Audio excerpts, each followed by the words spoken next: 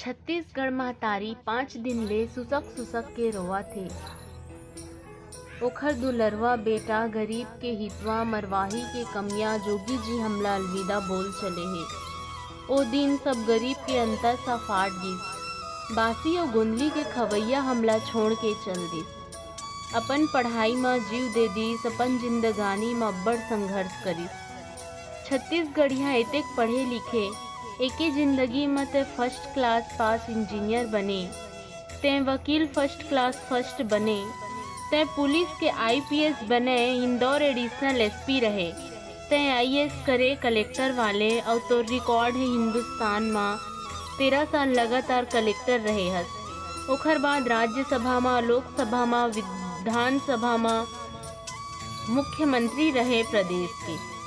तोर कहानी नहीं इतिहास छपगे हमर छत्तीसगढ़ महतारी के महिमा अपार।